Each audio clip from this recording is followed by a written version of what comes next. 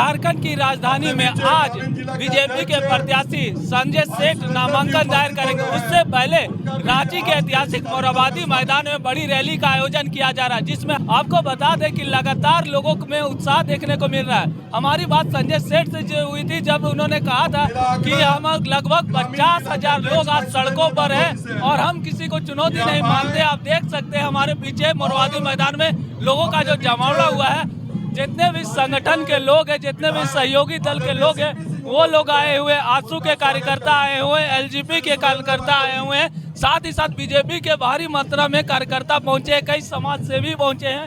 अब मंच पर देख सकते हैं किस तरह से हरियाणा के मुख्यमंत्री है, जेडीयू के प्रदेश अध्यक्ष सहित जितने भी बीजेपी के बड़े तमाम नेता हैं, वो यहाँ पर पहुंचे हैं और लोग एक उम्मीद लगाए हुए हैं कि लगातार जो बीजेपी, क्योंकि लगातार रांची लोकसभा सीट को जीतती आई है, तो लोगों में वो उत्साह आज भी बरकरार है। और लोग देख सकते हैं कि लगभग 50,000 लोग जो है यहाँ पहुंचे हैं।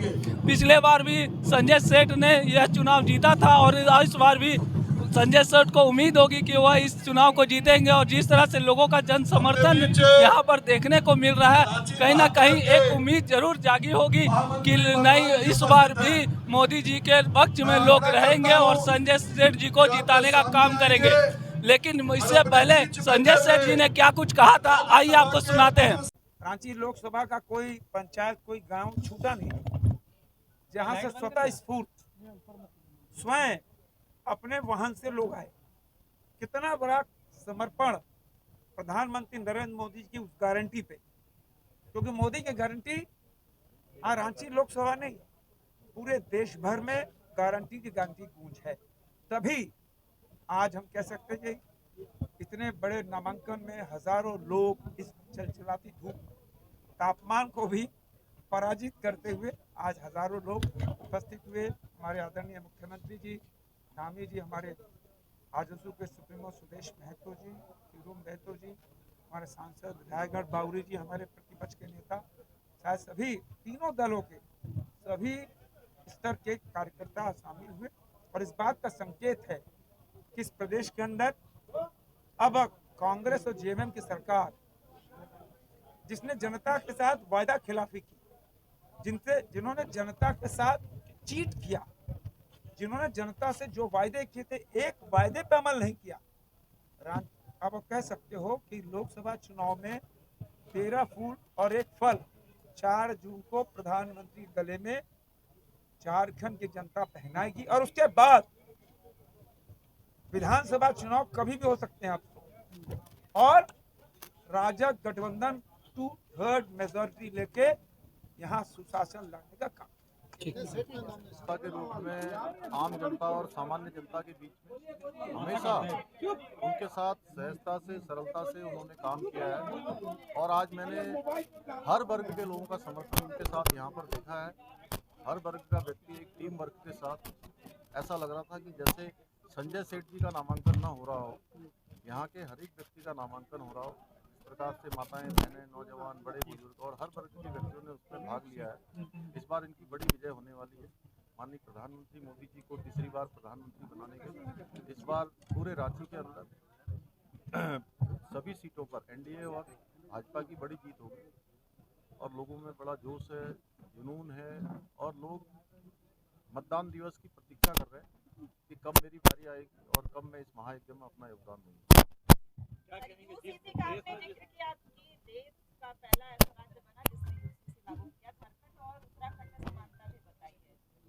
जी, झारखंड और उत्तराखंड दोनों अटल बिहारी वाजपेयी जी के कालखंड में बने हुए राज्य हैं। और उत्तराखंड में जहां आज देश का पहला राज्य होने का उत्तराखंड को एक गौरव प्राप्त हो गया कि उत्तराखंड में यूसीसी का विधेयक बन गया है। राष्ट्रपति महोदया ने भी उसको अपनी स्वीकृति प्रदान कर दी है। और ये यूसीसी चूँकि पूरे देश की मांग है, पूरे देश आज समान नागरिक संहिता की ओर, समान कानूनों की ओर, नारी सशक्तिकरण की ओर, और ये आधी आबादी का पूरा कानून है। ये गंगोत्री उत्तराखंड से निकली है और गंगोत्री गंगा भी उत्तराखंड से निकलकर पूरे देश को जल और जीवन देने का काम करती है। उसी प्रकार से समान नागरिक संहिता की जो गंगोत्री उत्तराखंड से निकली है, भारतीय जनता पार्टी ने अपने संकल्प पत्र में इसको पूरे देश के लिए आगे के संकल्प में प्रस्तुत किया गया है।